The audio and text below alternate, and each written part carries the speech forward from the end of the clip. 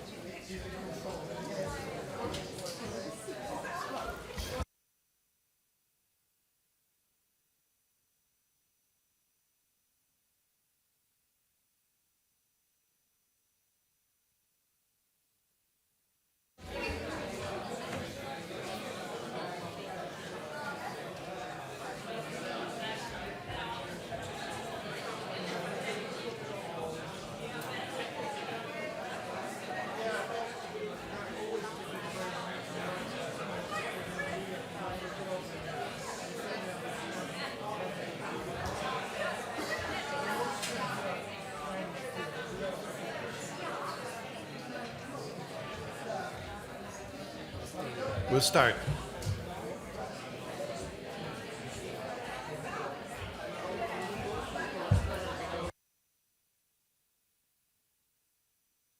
Please take your seats. The second session is about to begin.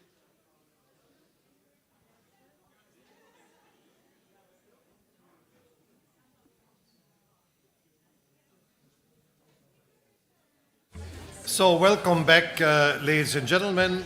We would like to start our next session, and we will first have a video presentation by Irene Tinagli, who is the chair of the Economic and Monetary Committee of the European Parliament.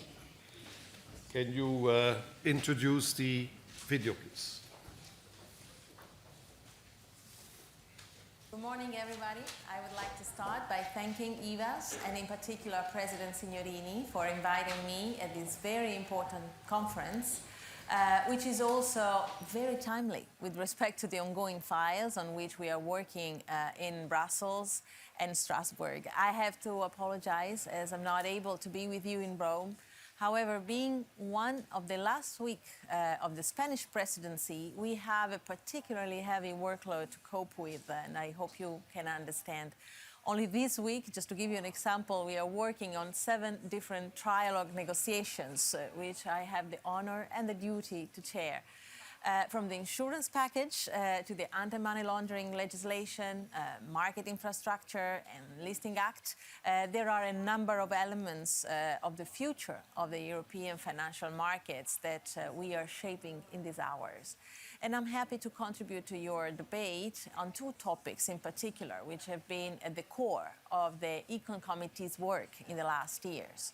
On one hand, sustainable finance and investor and consumer protection. Climate change, social inequality, and a fair corporate governance are some of the biggest challenges that facing society today. These concerns are part of what is known as the environmental, social, and governance factors, the so-called ESG factors, which shed light on the obligations of companies and governments to the community in building a sustainable economy.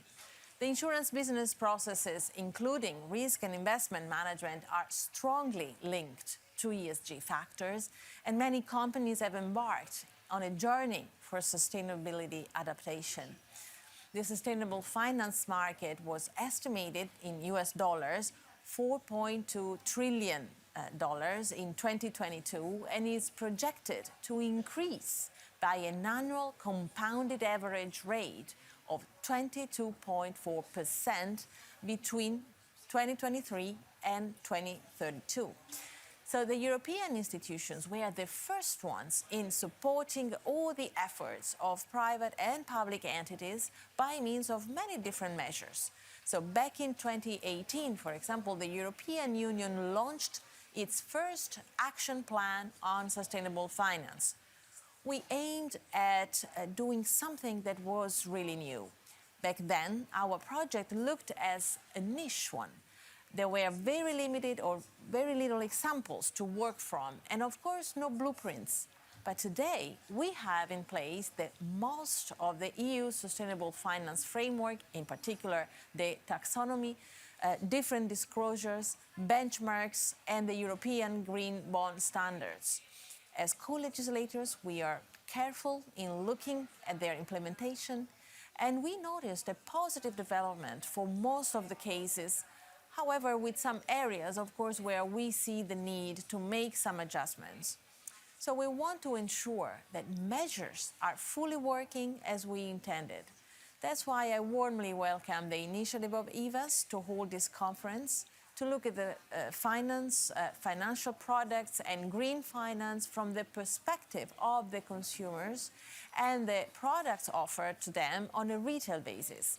I would address two aspects in particular: sustainable finance on one hand and affordability on the other. So first, the Union has been actively working to combat greenwashing.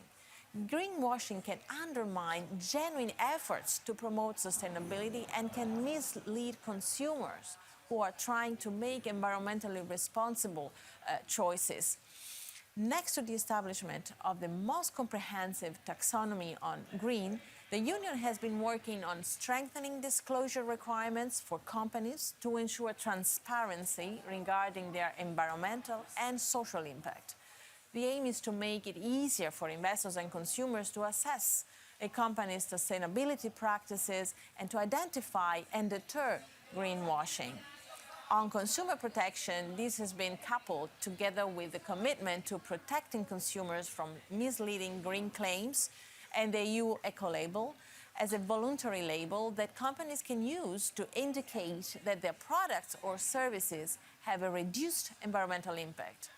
I think that these initiatives collectively contribute to the EU's effort to combat greenwashing and promote genuine sustainability. This reflects the European Union's commitment to achieving a more sustainable and environmentally friendly economy, while at the same time ensuring that businesses adhere to transparent and accurate communication about their environmental efforts. So on this note, as an introductory remark to the next topic, I would like to mention what emerged in the latest ESMA and EIOPA's cost and past performance reports, which I found particularly interesting. In terms of interest and appetite of policyholders for sustainable products, a rapid growth has been recorded. Moreover, products with sustainability features are slightly cheaper and deliver on average higher net returns than products with no sustainability features.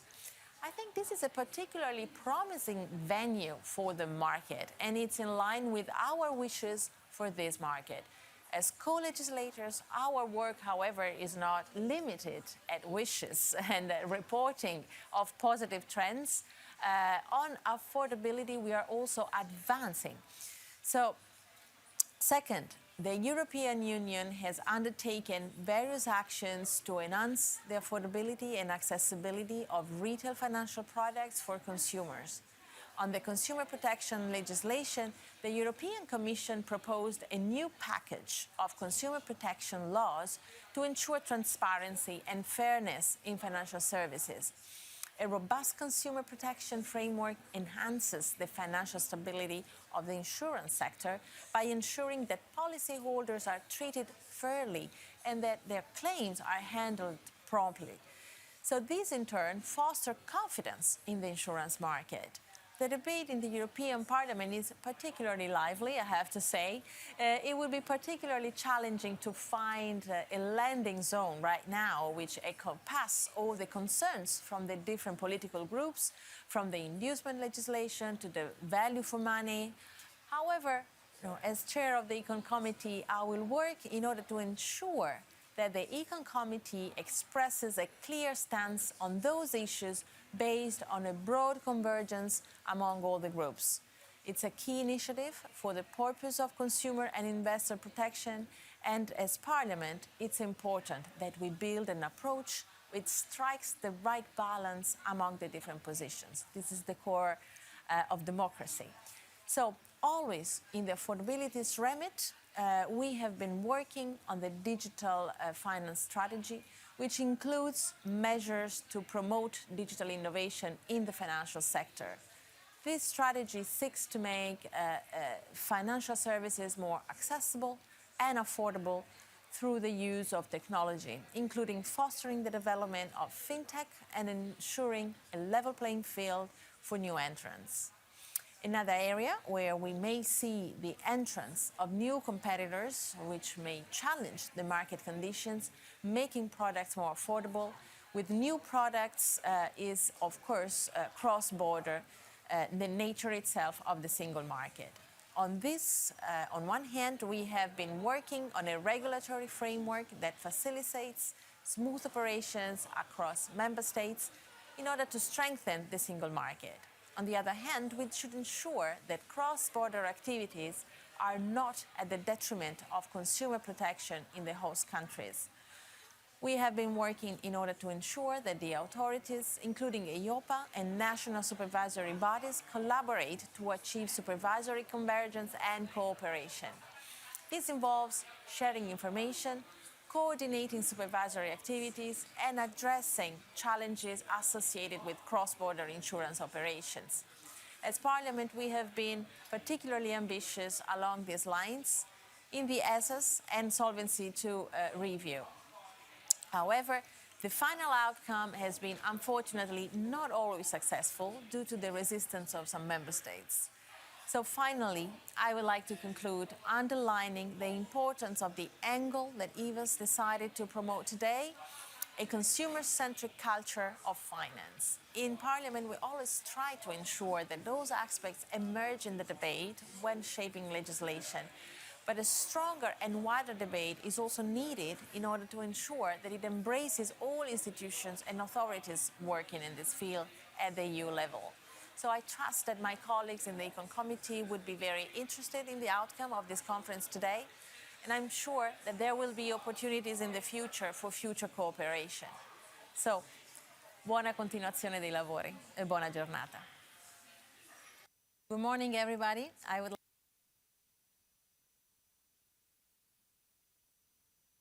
Thank you very much. As you could hear, ladies and gentlemen, moving from a general approach to investment, retail investment, we now are going to move to what we really want to hear, insurance.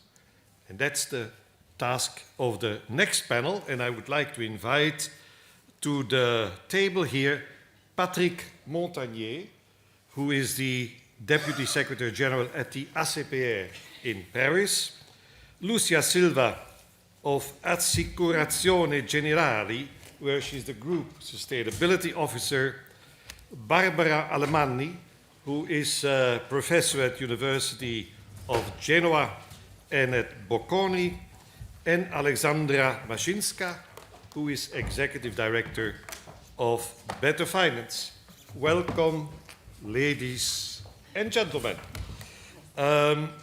We would like to start our panel discussion, the second one of this morning, by looking at two aspects that are particularly important to consumers. And the first one is sustainability. How are things moving in this direction? Is the insurance industry sufficiently innovative in providing sustainable insurance products? Are consumers really interested in buying these products? And second aspect, on natural catastrophes, how is the scene here? Do we have the products available? And if not, what can we do about it? I would like to start first by turning to the only gentleman in the panel, Patrick. Patrick, what do you think about sustainability?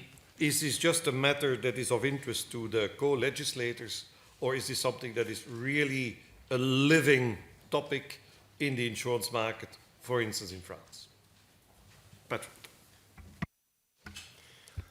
Living, it's more a baby than an adult, to be honest.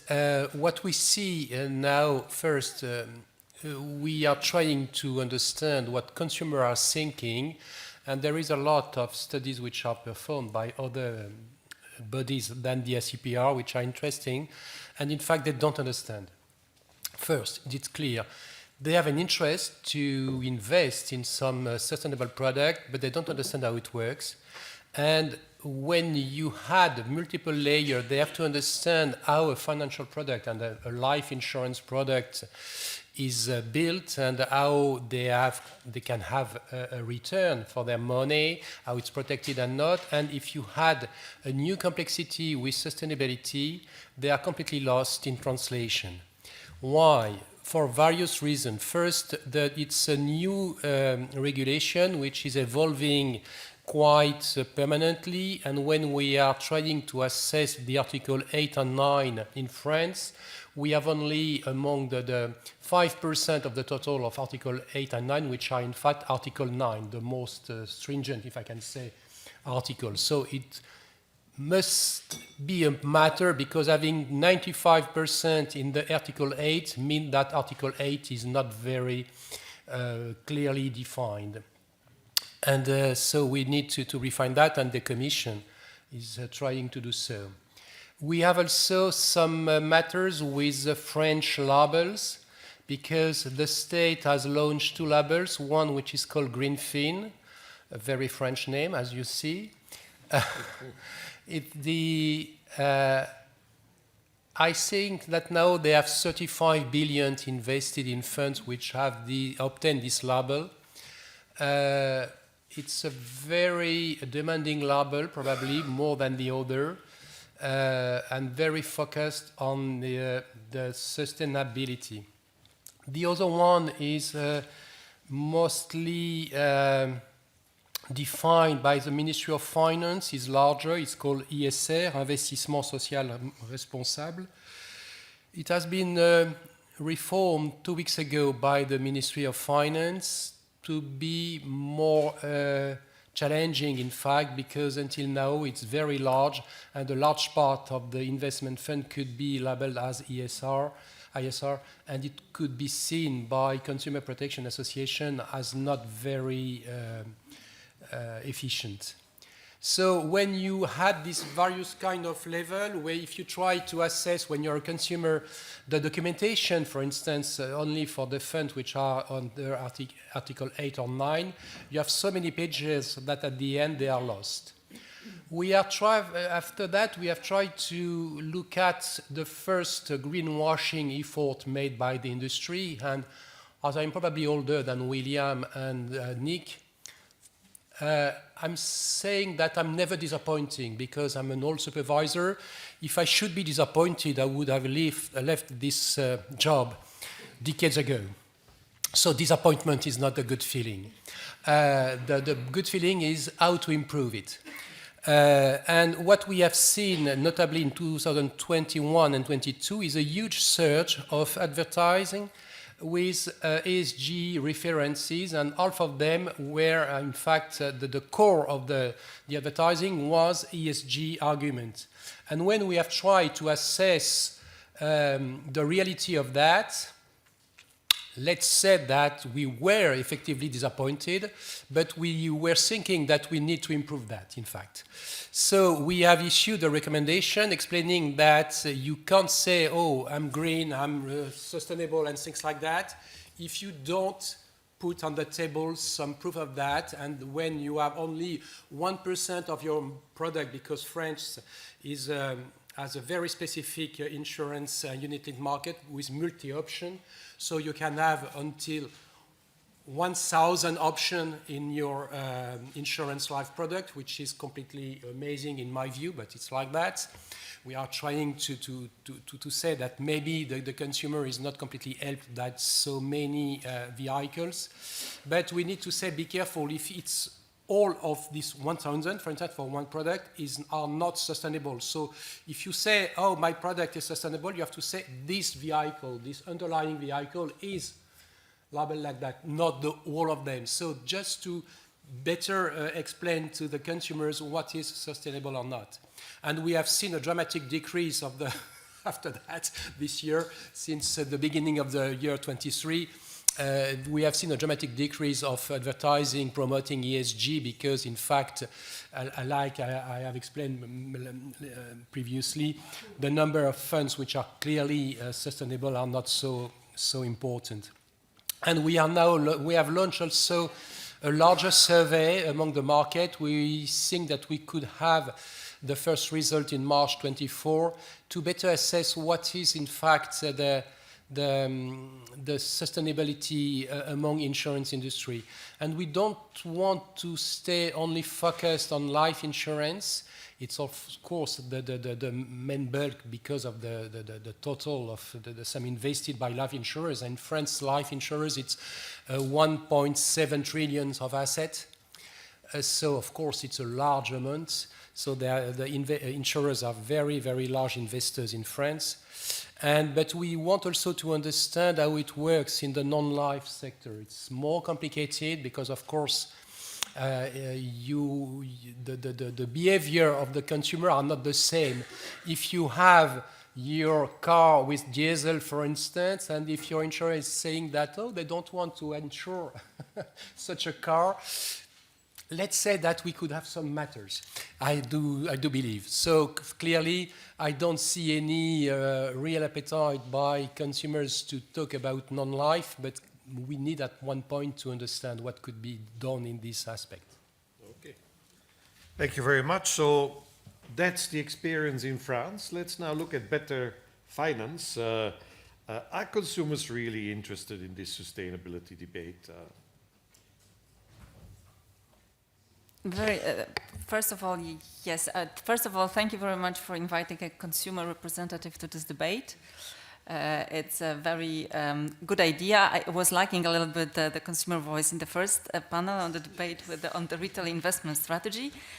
But in fact, I mean, the consumers in general are, as it was said already, pretty overwhelmed, and not only as it comes just to sustainable finance product, but first and foremost, in general, in financial and investment products. So this is clearly the outcome of very many research studies, mystery shoppings. So if you are confused already with the financial and investment product as such, if you add additional layer on it, so sustainability, of course, you're not going to be less confused, you're going to be even more confused. But even though, and despite this fact, consumers are interested. And of course, there is so much information about what is happening right now with the climate change. It's only natural. I mean, we are all in the same boat. We said already there was very good also IBIP conference recently. The clear information to everybody, and I think everybody is aware of that, we are all in the same boat, or all in the same house, and the house is on fire. So we should do something. And it's also clear that consumers and retail investors, small investors, but also shareholders, they really want to do something. They would like to invest sustainably. This is a very clear message. At the same time, they do not have the trust and confidence to do so. For example, Better Finance German Member Association, DSW, made a study and survey of their individual members. They were trying to check if in fact the members are following up on the advice that they're receiving concerning sustainable finance products. And it turned out that more than 60% of them are in fact not following up on the advice that was recommended to them in terms of ESG or sustainable finance products. But I think it's not just because of the sustainability as such. It's, as I said already, it has a very strong link with the low trust in general in financial markets from consumers, retail investors. So we cannot look at sustainability completely in vacuum. This is because of the general low trust. This probably can be improved. One way, of course, would be, for example, disclosures. But we see here again, there was a study, I think, done for EIOPA by the Polish School of Economics, the Warsaw School of Economics. And this survey was done on financially literate people, so were young people that studied either finance or economics, and sustainability disclosures, the ones that are supposed to be really user-friendly with icons, were tested and checked with them. And in fact, the outcome was that it was not very easy to understand for them. They could not really clearly say which product was really sustainable. So there was even a lot of confusion among people that you would consider should be more aware and maybe such disclosure should be easily understood for them, and it was still not the case. So I would say that a clear message is they are interested, and by the way, also in relation to what has been said in the first panel about the fact that sometimes consumers would prefer or would be eager to sacrifice returns. I think this is a dangerous path, and we should be very cautious while saying those things, because in some of the surveys that I saw, maybe the questions were also, to a certain extent, maybe suggesting the answer. I think just because of the very low financial literacy in the EU, quite often when consumers are asked whether or not they would be willing to sacrifice some of the returns, they don't really understand the impact that it would have on the final outcome of their investments. And if they would like to do something just for the good, for the greater good, would be doing donations and not really investing. So from our individual members, the very clear message is that while they do want to invest sustainably and be engaged sustainably, they also expect returns. And from the research studies that we have seen, it's also not irrational expectation. In fact, also by the study done by ESMA, it was pretty clear that sustainable finance products are actually quite well performing. So this is also a quite rational expectation to, while investing sustainably, doing something good for the planet, you are also expecting return, financial return. Very interesting. By the way, I've heard it, that's why I'm going to ask you the question. People always refer to the lack of trust in financial markets. Isn't that to some extent also because of the financial markets? Because people come from a time that financial market investment was casino. It was cash, cash, cash every year. And now we had to have the financial crisis. And now the markets are going berserk, volatile. And people invest 100 in the financial market, and after a year they have 10 left. Whilst if they invest in, for instance, in a government bond of the country, they still have their 100. It depends really. But I would say definitely risk is concept that many consumers and investors do not particularly grasp, and even more so risk diversification. But better finance as such, we are really very much convinced that there is a really need to encourage consumers and investors to invest more in capital markets.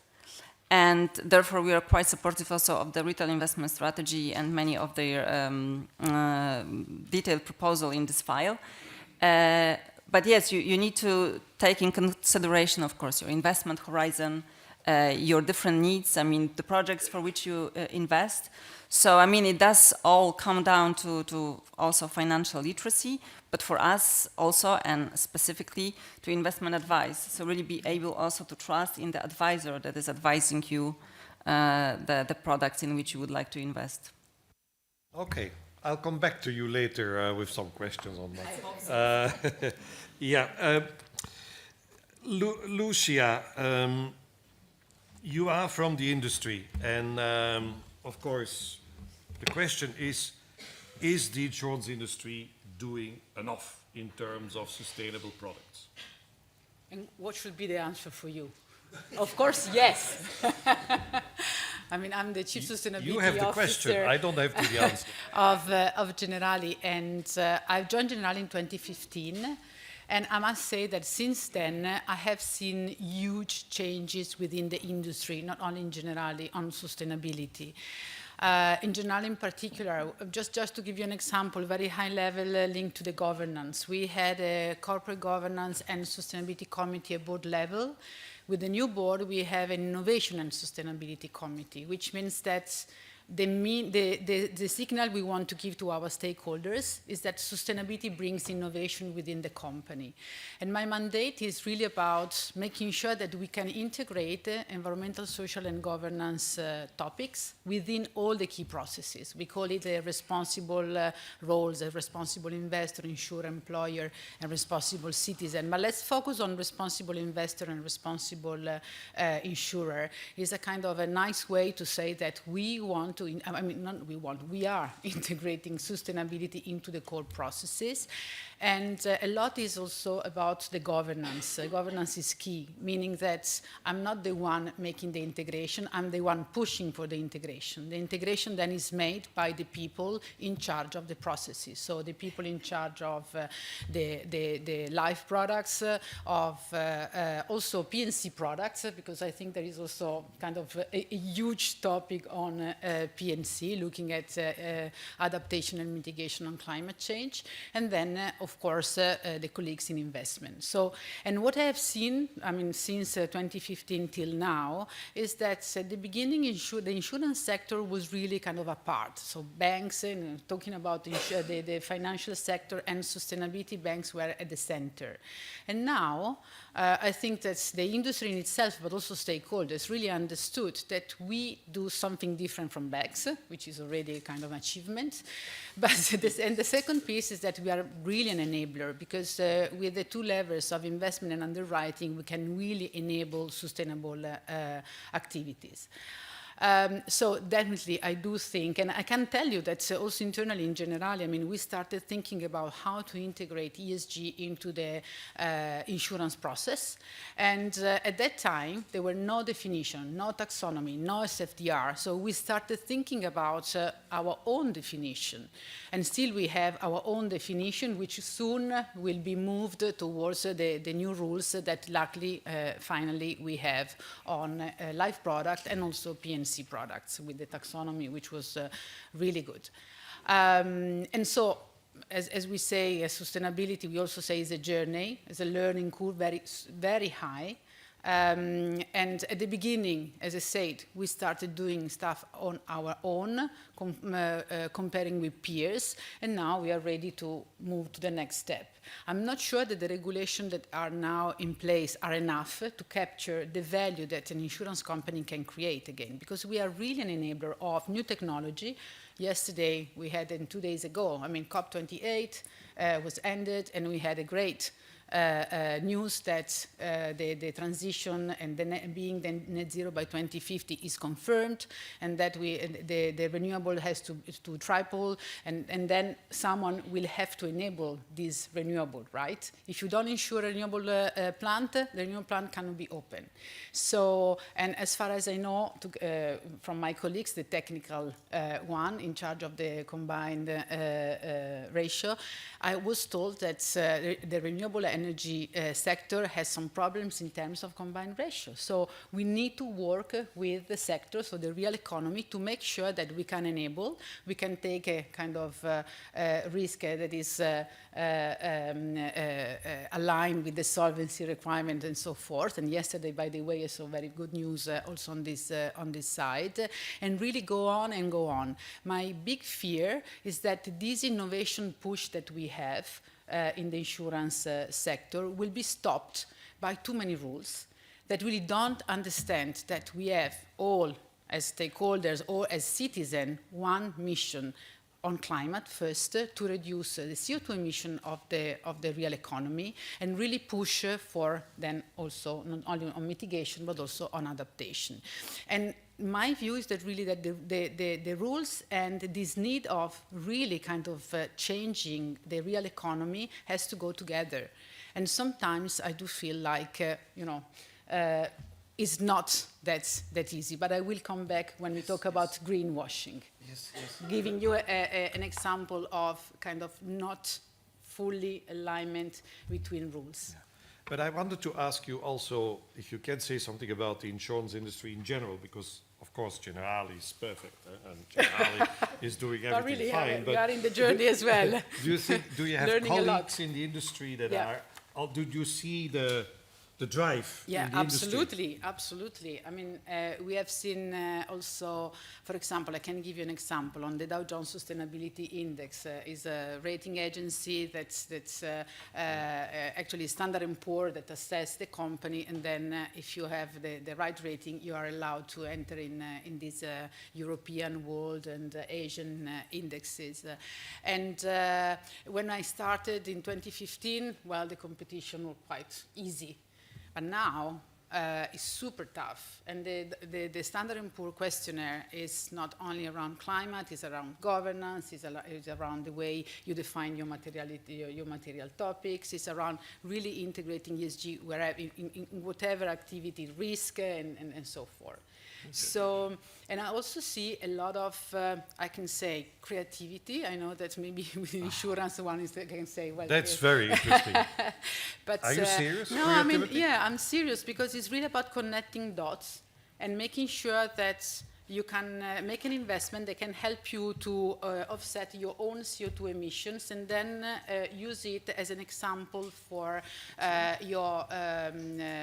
company in which you invest or your clients to see, look, I'm really committing in reducing my own CO2 emission, not just reducing, but really kind of using all my levers. Why not you don't do the same? So I do see this kind of also capacity learning in connecting dots among all the activities we are in charge of, which are many: life, P&C, corporate and commercial, SMEs, which is my favorite topic. So, okay. Yeah. Well, that's very good news. Let's now turn to our next panel member, Barbara, as an academic. If you look at what's happening in terms of sustainability, would you share the view that things are moving in the right direction? Does the industry indeed offer these innovative products that could help to bring a sustainable environment in the future? Okay. First of all, thank you very much for inviting me. I would like to start with the good news, and then eventually there are bad news as well. Good news is that by looking at the landscape, it's true, indeed, there are very many new both investment and insurance products with sustainability features. Europe in particular is outpacing the rest of the world, both in terms of asset under management and in terms of product. A recent Morgan Stanley survey, Q1 23, shows that 89% of asset under management are ESG asset under management are domiciled in Europe, so that's good. 3 out of 4 products have home in Europe. Consumers today can find very many different strategies they can invest in. With SFDR, the restrictive screen in Europe became more important. As far as I know, Article 9 and Article 8 products, almost all of them have some sort of restrictive screen. And asset under management with some restrictive screen is now up to 60%. So these are the good news. Starting from these, I'm a member of the stakeholder group of ESMA, and I was in a working group working on the new disclosure guideline on SFDR. And a member of the industry came out with a term which I never heard, which is green bleaching. Green bleaching, yeah, that's a new one.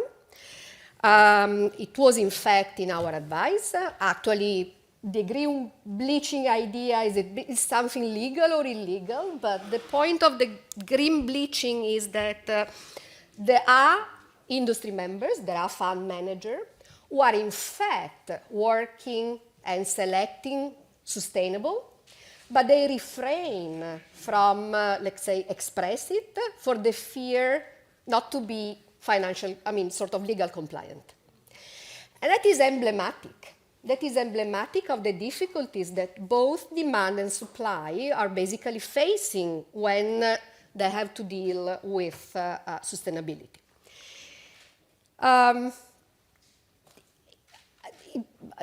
France has a label. Europe does not have a label.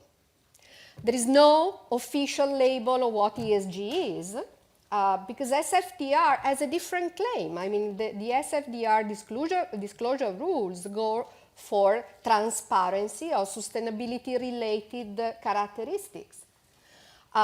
but does not have the aim to set up general standards, to set up requirements, which can be a ESG label.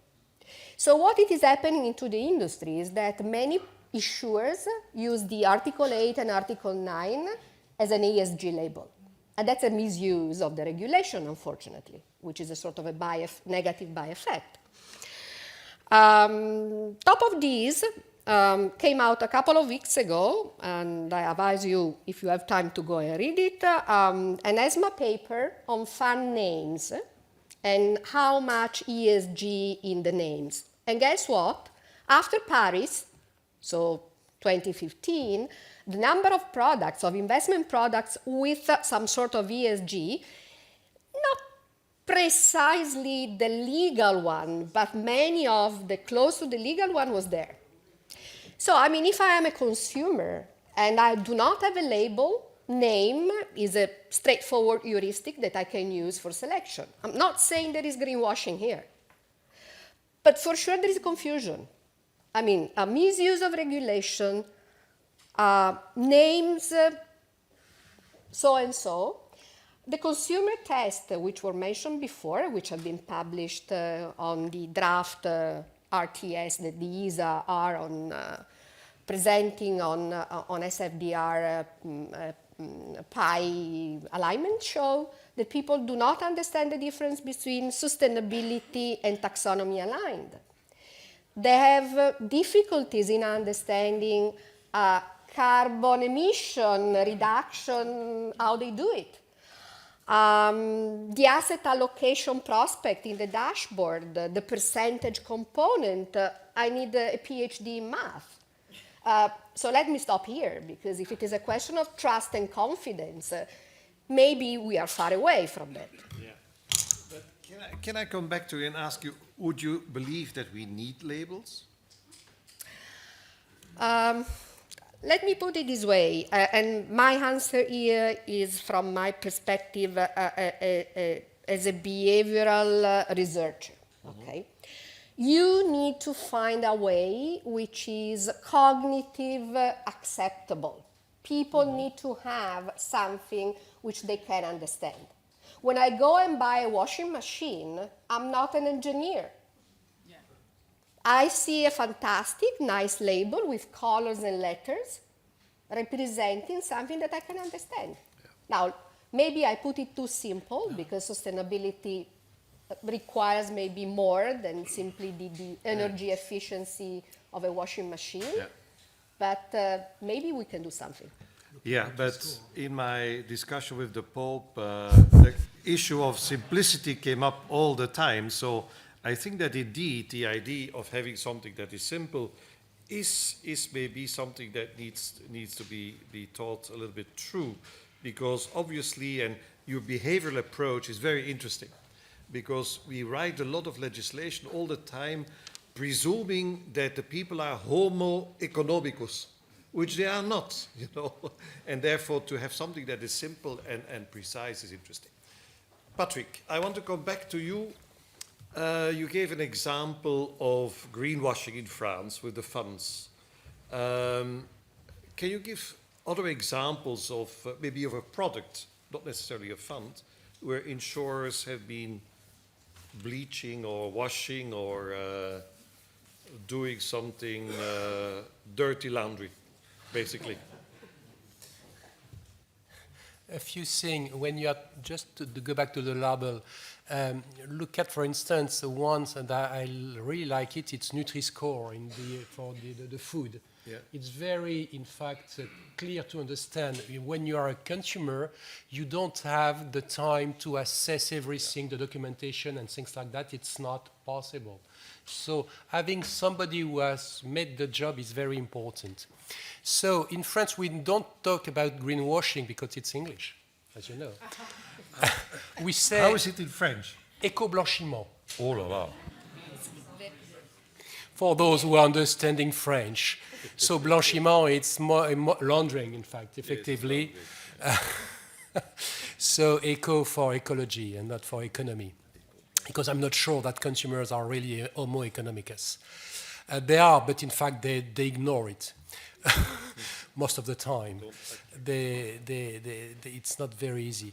No, what we see, it's not a product by itself, it's more a global speech about the way things are made by an insurance company, and sometimes also by the providers. For instance, when we look at the complementary and the supplementary health insurance in France, you have a lot of providers, for instance, for that kind of tools, but also for everything, earrings and things like that. And when you see the promotion of this kind of product, which are paid, in fact, by your insurance, health insurance, you can understand that everything is perfect, green, in a sustainable world, because sustainable now is in every speech.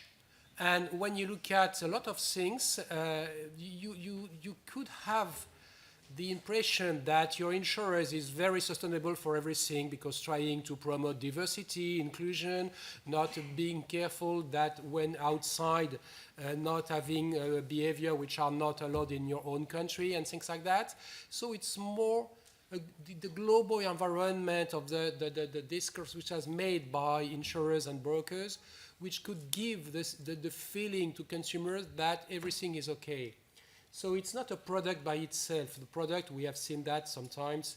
And even when we have, for instance, this advertising, which we are wrong clearly, it was more the matter of the advertising than the product by itself. Because the product was clearly defined, but the advertising not.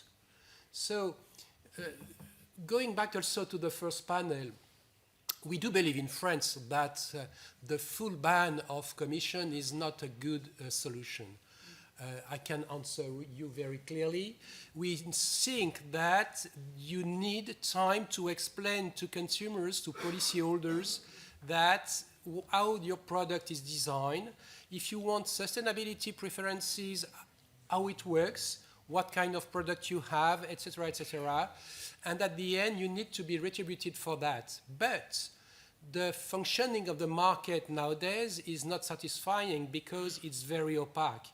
The consumer don't understand who is paying your counselor in front of you, how much, and everything is clearly opaque. So, of course, they are supposed to give more clarity on that, but it's clearly not satisfying. So, the work needs to be retributed, because if you want to do your job properly, you need to spend time with the consumer to explain everything, even the sustainability aspect. Yeah. But I accept that it's interesting to hear views on that, but I wanted to take you back to the green or the éco-blanchissement. I love that word. How does it work in France? You know, suppose I'm an insurer and I come up with a product which I say is a sustainable product. Barbara will tell me, well, maybe you're not 100% sure that it is sustainable. So I say it's sustainable. What are you going to say in France as supervisor? It's not sustainable. And then what happens? We are legally empowered to have some action when effectively the way you are selling your product is not fair. So we can ban a product if need be. We can ban a producer or a broker if we think that the behavior is not good. But of course, most of the time, we are acting differently through various legal tools, which are either follow-up letters, which is a very basic tool, but we can also have what we call in France a mise en demeure. So it's an enforcement measures where you are in a defined timeline, you need to change everything if you don't want to be fined at the end. So in our view, it works well. We have also some public speeches by the authority explaining that we have seen, when it's only on one actor, it works. When it's the whole market, we need to act a little bit differently. We need to go in front of the, medias and to say we have seen that this kind of behavior is now completely general among the market. It's not acceptable. Yeah. So we are trying to have a moral suasion action through that. We are also trying to have a legal action on individual actors. It's a mix of that. It's not perfect, and it's a permanent struggle. Well, it's interesting because I wanted to make it practical, you see, because there is a very thin line, obviously, between a supervisor that says this product is good, you know, product approval, which is not allowed under Solvency II directive, and you know what you're doing. So that's why I wanted to raise this because it's not an easy topic, I can imagine. Good, thank you. Now turning to Finance Watch. Better finance. I do. I do sometimes. but still, the user side, it's fine. You're both watching the finance. Definitely. In parallel. That's very good. No, I apologize, Alexandra. But are there, you know, we hear the difficulty about these products. Do you think there are enough products in the market for consumers that are sustainable so that they can, because you said that clearly they want to buy these products, but are there enough of these products? Yeah.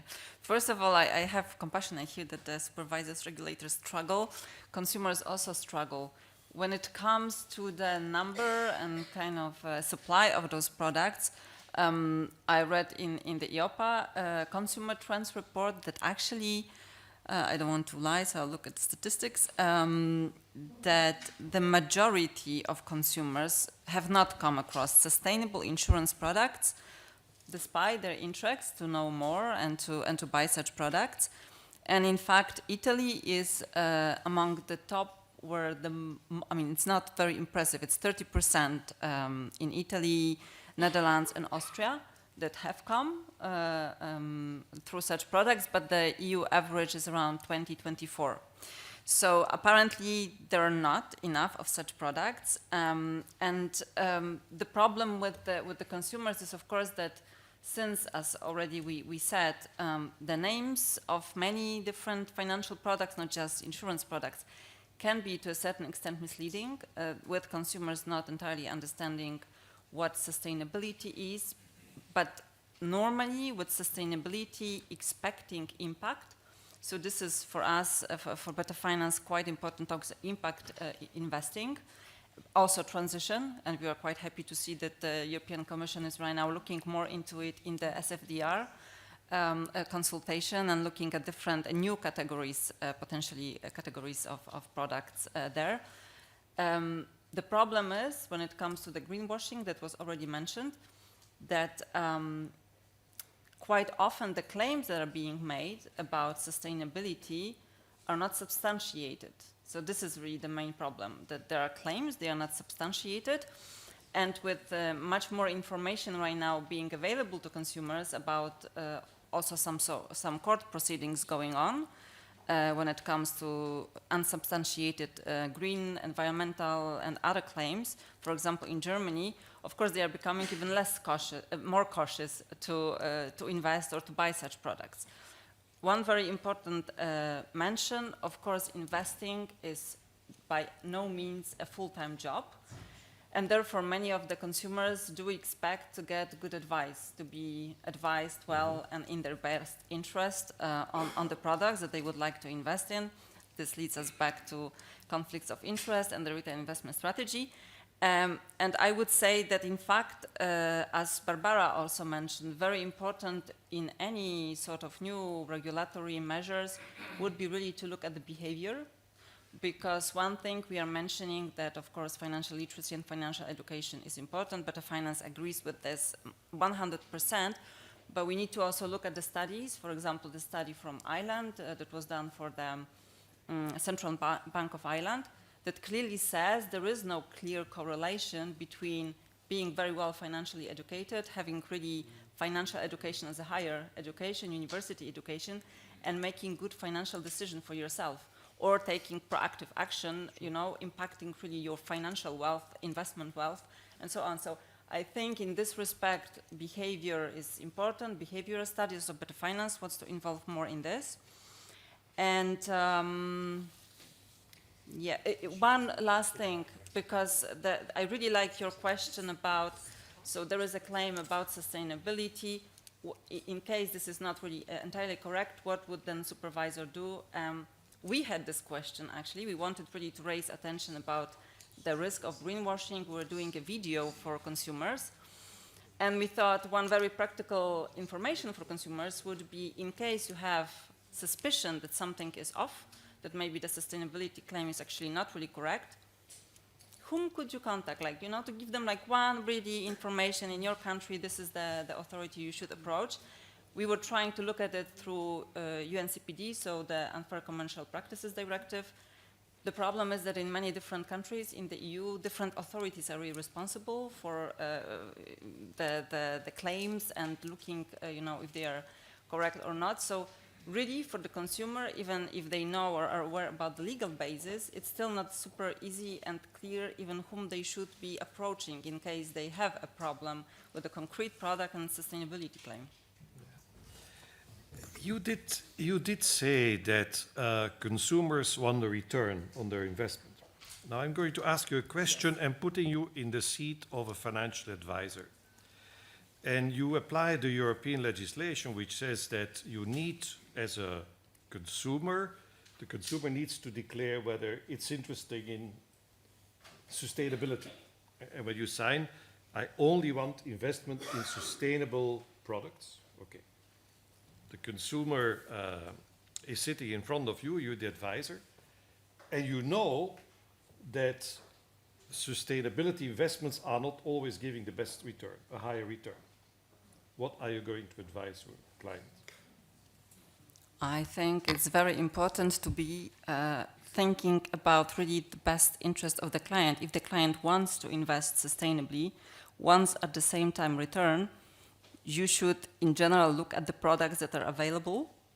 And I mean, I really think, and I'm really basing myself here really on the studies done also by the supervisors that are confirming that sustainable finance products are already right now performing well, and quite often they're performing better than the mainstream products. So therefore, I don't see a problem if you are a financial advisor and you're advising to a client that really has very strong sustainability preferences and wants to invest in a sustainable finance product, because apparently there are really good sustainable finance products already on the market. So I don't think you should have a huge problem as an advisor to find one. Yeah, this maybe depends also on the country, because I know there is the Association of German Insurers that published just recently in November a study saying that, for example, when it comes to insurance products, they were able to identify, I think, 200 products that invest in underlying sustainable finance products, but only 20 out of those 200 could be really identified as sustainable. So then when you think, you know, you can identify 200, but only 20 out of them are sustainable, really, there is probably not that many. Well, I would probably advise the consumer not to sign that I have a sustainability preference, but tell the advisor that I want to invest in sustainable products if they have a good return. Because once you sign as a consumer that you want only sustainable products and there is none available that has a good return, as an advisor you cannot sell these products. Yeah, Okay, anyway, I just wanted to show how life can be complicated. No, but the thing is that... And now we turn to Generali. Let's turn to Generali. I wanted to hear from Generali, how do you deal with that as a company? You have this obligation to move to sustainability. You have these clients dying to buy sustainable products. How do you do that how do you organize yourselves to do this? Well, look, I think that there are two key words that are transparency and being prudent. So, and to me, my group is even too much prudent, because sometimes I push my colleagues to say, well, we need to make sure that our clients get the meaning that they can, in a way, vote with their investment. So the way they invest will change the world. And that's why we really need to make our clients aware that they will have an impact deciding where they put their money. So, and this is the Chief Sustainability Officer pushing, and of course the compliance, the Chief Social Investment say, well, we have to think and to know. But let me say something about greenwashing, because I do see the point, and definitely is a topic, and we have to look at it from all the different angles.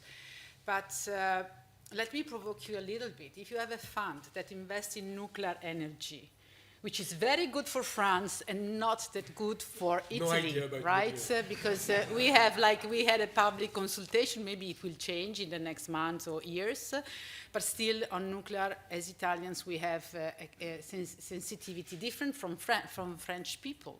So maybe in France, that would be a ESG, like with the taxonomy and all this stuff. And in Italy, you could not label the fund investing in nuclear ESG or green.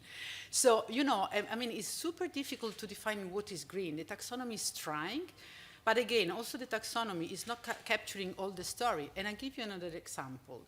We are like fighting and trying to implement the taxonomy on our own activities, on PNC. So basically, if we ensure, according to all the technical criteria of the taxonomy, a diesel car covering it from whole, it is a green product, right? And this is about adaptation, because it is about protecting assets from extreme events. But we are also part of the Net Zero Insurance Alliance, which look at mitigation. So it look at ensuring, enable those sectors, those technologies that help reduce CO2 emissions.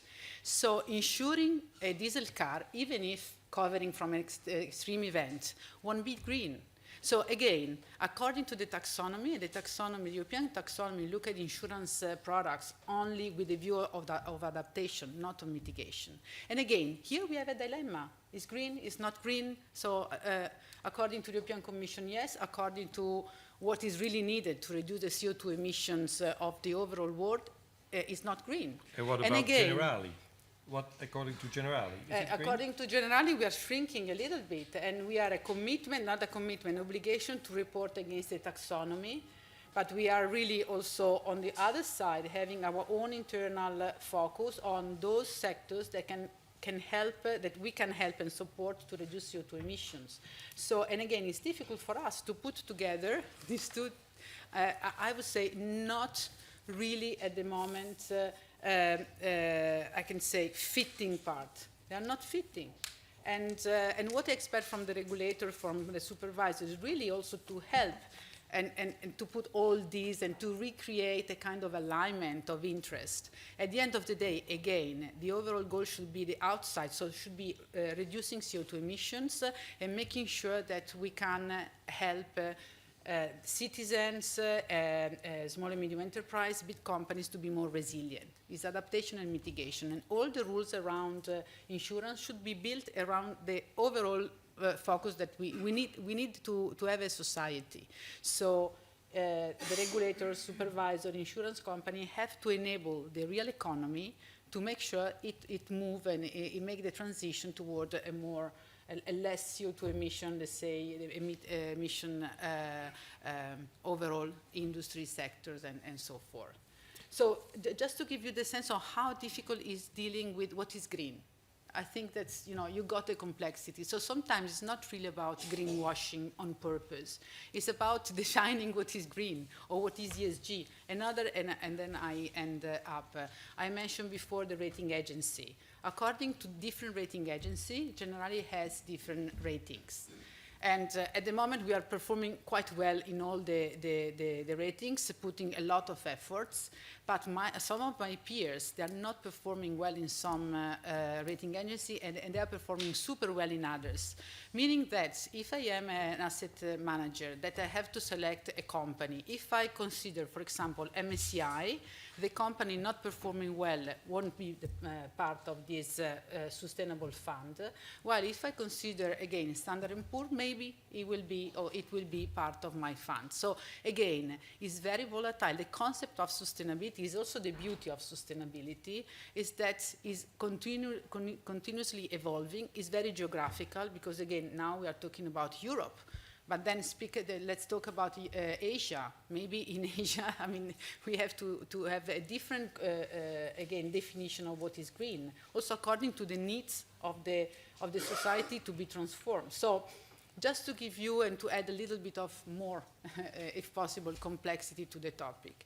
So sometimes my kind of call for action is really not looking at the greenwashing, but looking at what is green, so what is behind this, I mean, what we need, I mean, what is behind the green. And you as a Chief Sustainability Officer at Generali, is it you that decides in the end? Well, What's depends green? on what. No, not really, not really. Because how does it work? It works that we have some guidelines that are the same all over the group. But at the same time, we have, for example, as I said, we have the chief insurance officer or the chief investment officer. They have to take their own decisions. So we try to make sure that we are as aligned as possible.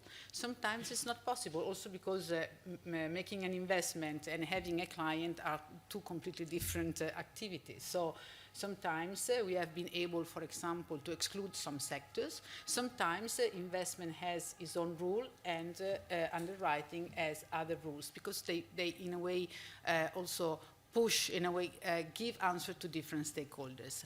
I'm satisfied of it? Not really. I would like everything is aligned. But I do see it as a journey. Internally, in Generali, externally, in really defining what is green, what is not green, what is ESG, and maybe sometimes I really agree that certification and labels can help the citizen and consumers to have a kind of clear signal. But my fear is that the label can kind of block the innovation that we said before. So now there are some new technology, carbon capture and storage technologies that will help to capture CO2 emission from the atmosphere and put them on the in the ground. And I mean, are green, are not green, how we can insure them or invest in them, and maybe also using the funds with this investment as ESG. I mean, it's always changing very fast, and that's why label can capture a little bit of this innovation, of these changes. But I think that especially in the next years, because of the results of COP28, there will be a lot of innovation. And we as investor and insurance company, we want to be ahead of the innovation and support these changes. I think innovation is crucial, It's particularly crucial. in the insurance industry, Sure. which is not necessarily very innovative today. Can you give some examples of products that Generali has come up with and Yeah. that are in line with the sustainability approach? Well, actually, there is one product, it's a life product, that have these funds that invest in sustainable development goals and are Article 8, Article 9, and we provide our clients evidence with reports of the, for example, CO2 emission that we have, I mean, the company in which we have invested have avoided. So giving a sense of, again, connecting the investment of money into an impact that you can create in the society. Of course, we are at the beginning of, again, of a long journey in terms of learning. And that's why sometimes I'm scared about all this pressure on greenwashing, because it will stop innovation. And this is and also in terms of, or will cause what has been said, that you invest in green activities, but you don't tell. And because you are afraid of being accused of greenwashing. And that's, to me, that would be a pity, because we really need capital to focus on so-called green activities, because we really need to transition and to mitigate climate change very fast. And if you want to give to the audience a suggestion how to deal with that as a company, who should come up with these ideas, innovative ideas in the company? I think that it's really about, well, it's a partnership always, because also in general, what I'm proud of is not that we are sustainable and we are improving all our ratings and we are doing great stuff because of my role and of the sustainability team, but because everyone in general is moving in that direction. And I see in the countries, but also in group head office with my colleagues again, investment, underwriting, also HR working together. So, for example, we had a priority on diversity, equity, and inclusion, and with a focus on gender as a company, so with our own employees, and then we turn to our colleagues in investment, asking them to involve and engage some companies on diversity, equity, and inclusion, because we want to make a, an impact and have a kind of cross and homogeneous approach to the topic. So this is the kind of push. And secondly, I think that in the future will be more and more important to collaborate directly with the real economy. So with the sector that's pollute, that's waste the water, so to make them, in a way, create incentives, ensuring them in the right way, to improve their environmental, social, and governance performance. Very interesting. So that's the fact that you're still part of the Net Zero Alliance. Mean that Another you're serious big about chapter. it. Yes, you're serious absolutely, about it. it's a fight. Okay, let's then turn to the academics again, Barbara. We also wanted to touch on the problem of natural catastrophes. And it has been alleged before that we have this protection gap. We also heard it from the European Parliament side, from Econ. Now, from your perspective, is enough being done to tackle that issue, and if not, what should be done in order to ensure that more people, the house doesn't get flooded, or if it gets flooded, that they get compensation? Are there enough products? Is enough being done in this area? And I understand that in Italy recently some reform. Maybe you can say something to that, please. Yes, thank you. In case I have a bit of extra time, I will just say something more on preferences, because there was one element on. But let's see. We are getting close to lunch, so present bias is probably something which is important for the audience. Let me start with affordability. If you do a map of what it takes place in Europe right now, you have a very heterogeneous situation, and the participation rate is also quite dispersed, and you have schemes which in fact are different. They are different because the aim of the schemes are different. Affordability is probably one element, but it's also availability, is the incentive to push towards a risk reduction. But the schemes which are there, they all have some sort of, unfortunately, trade-off. So on one side, you have the voluntary schemes, where eventually the disaster is an add-on. Price, the risk premium. Participation is low. Adverse selection is high from the point of view of the industry, of course. On the behavioral side, for sure, there is a sort of charity hazard, Samaritan hazard, where people simply bet on the fact that the state will back them up. On the other side, you have the compulsory schemes, purchase or sold, many different things. Obviously, participation is high. They are priced no risk premium, they are priced flat. You have to subsidize the high risk areas. Moral hazard is high there. Who is supposed to invest in risk reduction, risk mitigation, if you have the insurance component?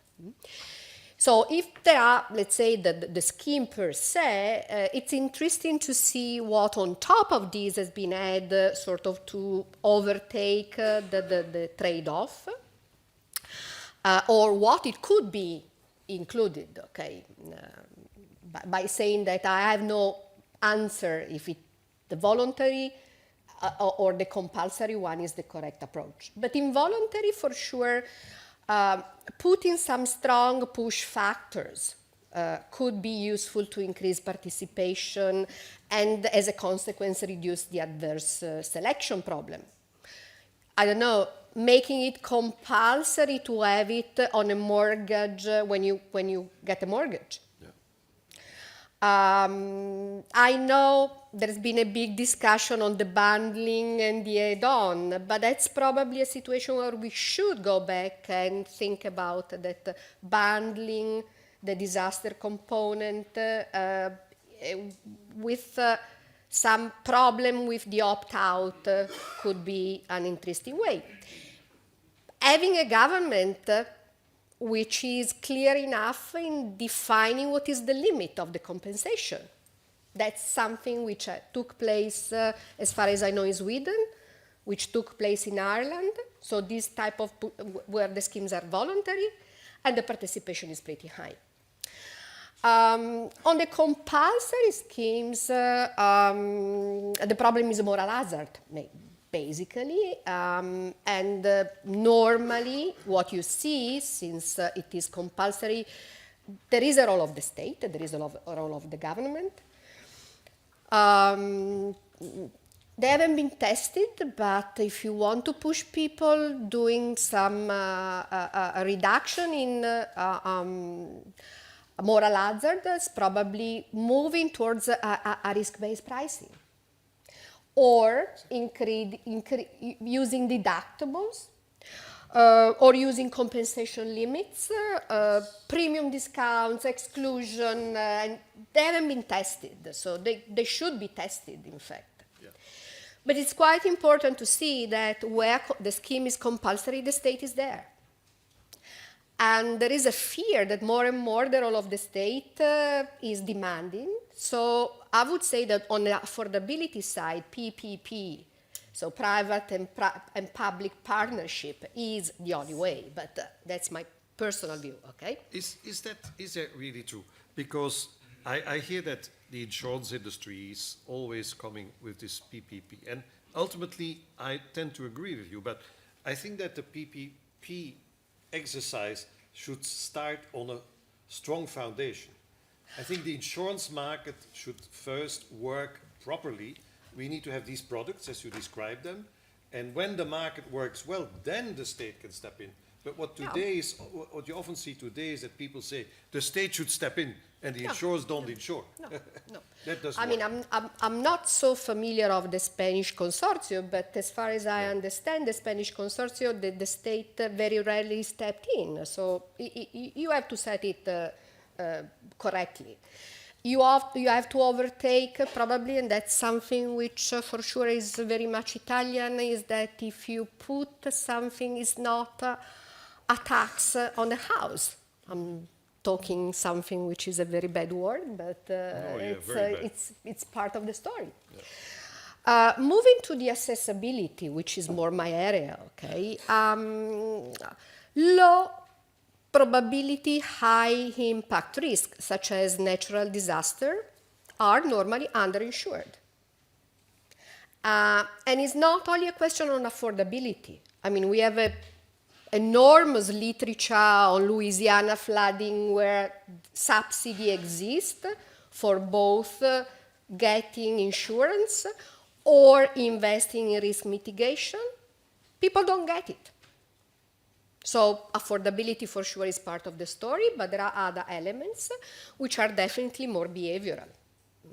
Behavioral insurance is a more recent, let's say, addition to the behavioral finance world, but some elements which could explain this low participation in general on insurance, but for sure on low probability, high impact.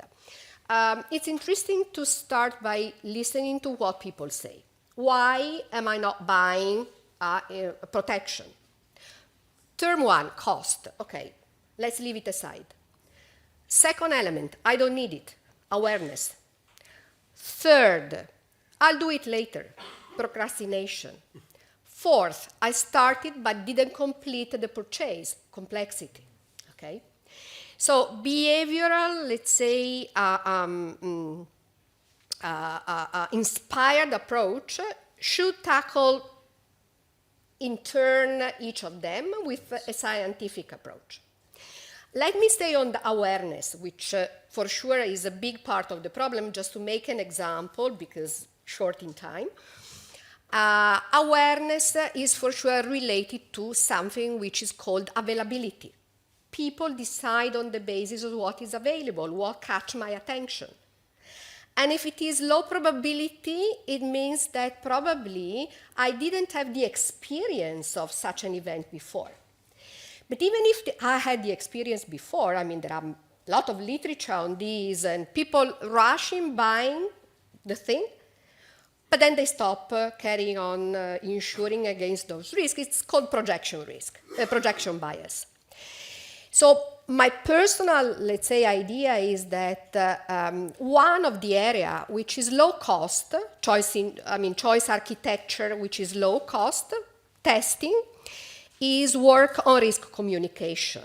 How to communicate risk is for sure something which is part, it's not the solution, but it's part of the story. Some examples which have been tested experimentally. It's important to test. It's very important to test. So something is common knowledge. People do not understand probabilities. So let's go to natural frequencies. So communicating that you have a 1% per year risk of a flood, nobody understands it. Reframe it in saying you have 1 in 100 year likelihood, best, but still probably 1 in 100 years is below the threshold of concern. So why not reframe a bit the communication? Think about the house. I'm not thinking the house in terms of 1 year. Normally I inhabit a house, in Italy for sure, probably all my life, maybe the Americans are different, but if instead of communicating 1 in a year, a cumulative, let's say, representation, so saying that the risk of flood is 1 in 3 over 40 years, it changes the perspective. And since people, and that's something which once again comes from behavioral studies, since people are used to think not in absolute terms, but in relative terms, adding a risk ladder where you put the risk of flood together with other risks where you are more familiar with. You know, my bicycle has been stolen several times, so I'm pretty sort of aware of that type of probability. And putting it on the ladder and see the distance, that is useful. Then there are a lot of areas different from insurance where science has been improved with visual stimuli. So a risk grid showing shaded and unshaded to put the likelihood. I mean, there are just examples on how to set up a communication, which is, let me use the term, more ergonomic. So more, let's say, in line with the brain ergonomic. So why not start? Because that works also on the risk literacy side. Because if you carry on going on risk literacy, talking about the topic of financial education, if you still carry on using a sort of, I have to explain the odds, risk communication has to go in directions which also use this type of, let's say, alternative approaches, which are alternative any longer, because I mean, I'm not talking about something which is on Mars. It's something which has been tested already. Very interesting, and I wanted to ask Better Finance, now I do remember. I wanted to ask you, listening to what Barbara was saying, how does it come over to you? Are you doing something in this area also? Because that's consumer protection. I mean, if I lose my house, it's a serious business. Yes, not many of our members really focus on insurance, but we do have some, and those are definitely working also on natural catastrophes. From what Barbara has mentioned, I mean, we have noticed that in some of the discussions, maybe there is too much focus on really discussing the density And so, ensuring as much as possible and probably focusing on that alone is not going to help, and probably never helps in any gaps. It doesn't help in the natural catastrophes protection gap. It doesn't help in the pensions gap, where also we sometimes hear, save as much as possible, as early as possible. Here it doesn't help if you don't get good returns in the end. But in natural catastrophes, we think, of course, the main issue for especially private policyholders is something that Barbara already mentioned, and is affordability affordability. And so we think that maybe it should be really looked more into the experience of the countries when the affordability has been maintained, but at the same time there is really wide participation in natural catastrophes insurance. And how did they manage to do it? Also maybe with really risk awareness campaigns. We understand that really the natural catastrophe risk is very different in many different countries, and that member states are actually doing a lot of right things. And maybe at the EU level, there should be a sort of like minimum harmonization approach to improve this a little bit. What is definitely, from our side, important is also make it clear to the policyholders and people that are getting insured that it's clear that somebody who has a clause and has natural catastrophe insurance, at the end of the day, when something bad happens, that they are the ones that are better off, that people that did not really take any prevention measures. And I think this is quite important. Yeah. Also, when at the end something happens, and state intervenes, it must be clear that those that really tried and did do something are really better off. Very important. I think that, ladies and gentlemen, this is a perfect conclusion. If the insurance works well, that should be shown in practice and not in theory. That is a very good message on which I would like to conclude the panel. But please join me in thanking the members of my panel for their excellent contributions. Thank you.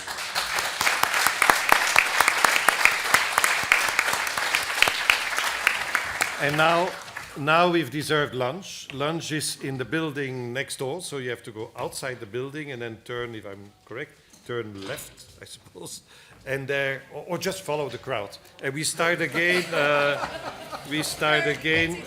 This afternoon. We start again at 2:30. 14:30. Bon appétit.